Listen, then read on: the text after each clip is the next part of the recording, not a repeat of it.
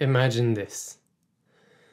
You've gone through a half year of darkness. Your year started with Samhain or Halloween. You moved into the darkness of the other world, the darkness where you don't really know what's quite real or not. It's the dark. All you have is the fire and the glimmer of light during the midday, and otherwise the darkness takes up most of your day. Nothing is growing, no food is growing, and you have to huddle in, sit by the fire if you can, and stay warm. And then after Samhain, maybe a couple of months after that, you realize that the days indeed are getting longer, and the gods are offering up the brightness of the days. And you know that spring is on the way, and sometime in the future there will be summer. And in the old Celtic calendar, Samhain would have been seen as the start of the year, starting from the dark and moving into the light. So after Samhain, half a year after Samhain, we've got Bealtaine. And Bealtaine, the month of May, in the old Irish calendar, this was the start of summer. And indeed right now, these days, it's the start of summer for us. It's the start of moving into the brightness, the light, growth and warmth. Something a bit more relatable than the other world of Samhain. So we've come out of the other world and now we're ready to embrace summer and growth and harvest in the fore, or the autumn. So Bealtaine is a key part of the old Irish calendar. So we've got Samhain moving into the depths of winter, and a half year after that we've got Bealtaine. And Tine is fire. That's the word for fire in the Irish language. So we've got this concept already that fire is very important for this old festival. And each of our festivals in the old Irish calendar would have incorporated fire in some ways, but fire is especially important in the celebration of Bealtaine. So for me, Bealtaine is so optimistic. Like, you're moving into the key months of a bit of warmth, growth. You can send the animals, the livestock up into the hills. You can feast on milk and butter, and you can feast on the fruits of the fields, and later on the fruits on the trees and the bushes. What a lovely time to be looking toward and into, looking at the brightness in the sky that we have during summer in Ireland. Goes so late, lovely and late into the day. So this real sense of optimism, it's the opposite side of Samhain. It's the optimism. And for me, I've thought about this before actually, the Scandinavian celebration of midsummer. I find it's sad. It's a sad time because all I can think of is, oh wow, so now the days are going to be getting darker. So maybe that's just me. But Bealtaine is an earlier celebration than that. It's facing into the real brightness, the long days, the growth, the warmth of summer. So what a lovely celebration to mark the calendar. I have to say now, I'm no historian, no archaeologist. I haven't studied mythology, Irish mythology. It's what I understand, and some of the details that I'm going to cover in this video are from research done by the Bite Size Irish team. But I do have a passion looking at the Celtic calendar in terms, in particular, of Jungian psychology, where if we look at it through Jungian psychology lens, Samhain would be like the unconscious, the unknown. And then we're moving from the unconscious into something bright and conscious. We're expanding our consciousness through the celebration of Bealtaine. So let's slow down a little and do the pronunciation. Bealtaine. Bealtaine is May, and Mi na Bealtaine is the month of May. Mi means month. And let's step back a little bit. So I was talking about the half year, but we can really see the year in Celtic tradition, the old tradition of being quarters of the year. So Samhain, before the end of our calendar year, and then the other side of that is Bealtaine, the month of May, or the May festival, Bealtaine.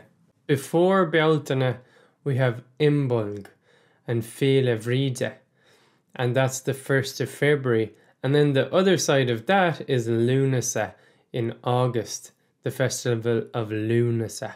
So if we look at the timing of Bealtaine itself, it's about the middle between the spring equinox and midsummer. So it's in the movement of things are getting very bright. Things might not be very warm yet, but we're moving there. Actually, I was considering recording this video outside a couple of days ago. The weather was absolutely beautiful, t-shirt weather. It was a bit noisy though, it was the weekend, so I said I'll wait until the weekday to maybe record it. And outside today, it's blustery, it's raining, and it's cold. So inside I am. So it's definitely not the middle of summer here. Although you could argue that the middle of summer in Ireland can indeed look like that too. And we can use Bealtaine to help us look back a bit. We have a really interesting interview with photographer Alan Tobin. So you can click through to watch his interview. And it's on the topic of booleying, or in Irish, booltaine. And it's the idea of transhumance, or transhumance, which was a widespread agricultural practice, not only in Ireland. And he spoke about this practice where livestock would be brought up to the highlands, up to the hills, to make use of the seasonal good weather during summer, and then they'd be brought back down to the lowlands later on. So Bealtaine marks the traditional start of these related agricultural practices. So you can really see how Bealtaine would be setting. It's like this annual clock, the calendar. It's like an annual rhythm for practices that would have been very old and long-standing. So going back to the idea of fires, like I mentioned, fire was part of all four of our cornerstone festivals in the old Gaelic calendar. And one proposed etymology or origin of the word Bealtaine is that our word for fire, which I mentioned already, tinne, it sounds very much like Bealtaine, right? Although it's not spelt the very same. But if you were to literally translate Bealtaine, it would be like bright fire. So according to tradition, cattle would be driven between two bonfires of Bealtaine to protect them, to give them protection before being moved along towards the hills or the uplands with the booleying. And this gives us the seanchal, or the proverb, Táime idir dhá hinne Bealtaine. I'm between two May fires, or two May bonfires. The meaning of the seanchal is that you're in a dilemma. You're in between two parts, two like fiery places, and maybe you have to make a decision.